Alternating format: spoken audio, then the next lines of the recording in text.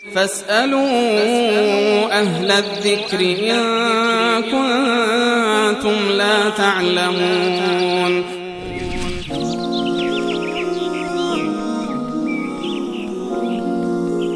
یعنی بعدی در مورد زکات پرسیدن که گفتن که آیا زکات دادن به بعضی از ملاها درست است، یعنی زکات ادا میشه در حالی که مستحق زکات شاید نباشه؟ بله، مستحقین زکات رو الله متعال صراحتا در قرآن کریم بیان کرده. انسان هایی که تهی دست هستند، کم دست هستند، یا کسی که مدیون و مقروض هست یا برای آزادی هست که مواردی که مثلا زندانی رو میشود بر این قیاس کرد، اینها جزء کسانی هستند که میشود به اونها زکات داد.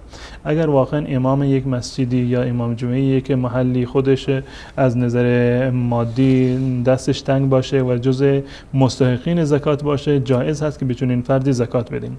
اما اگر واقعا خودشون ثروتمند هست و زکات بر اون لازم هست، از نظر خرج مخارج زندگی خودش هیچ گونه مشکلی رو ندارد، در این صورت زکات برای فرد ثروتمند جایز نیست.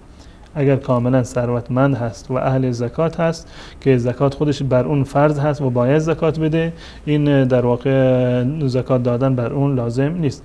اما این که احیانا شاید کل سرمایش مثلا یک ماشینی باشه که سوار هست، اون کسی که زکات میدهد مال و ثروت دیگری رو دارد، این درست است که یک ماشینی رو دارد، یک سواری رو دارد، اما برای خرج زندگی خودش مانده، این فقط سواریش هست و در واقع چیزی رو ندارد، یا اینکه مقروض هست، مدیون هست. در این صورت زکات دادن به این چنین شخصی جایز هست. و اگر منظور این است که این در واقع به عنوان نماینده هست، که معمولا این گونه هست که چون که این علما و کسانی که ائمه جمعه و جماعت هستند با مردم بیشتر در ارتباط هستند، از فقرا و مساکین بیشتر خبر دارند، به این خاطر اینو میدن به عنوان نمایندگی که اون در هر جایی که نیاز بود و صلاح میدانست مصرف بکند. در این صورت هیچ گونه اشکالی رو ندارد.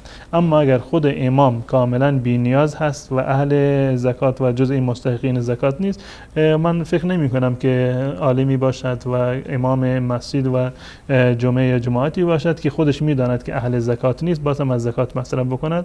من گمان نمی کنم که عالمی چنین کاری رو انجام بدهد. قطعا اگر خودش مصرف بکند معنیش این است که نیازمند هست و چه بسا که این زکات رو به انسانهای دیگر، کسانی که نیاز بیشتری دارند، تحویل بده.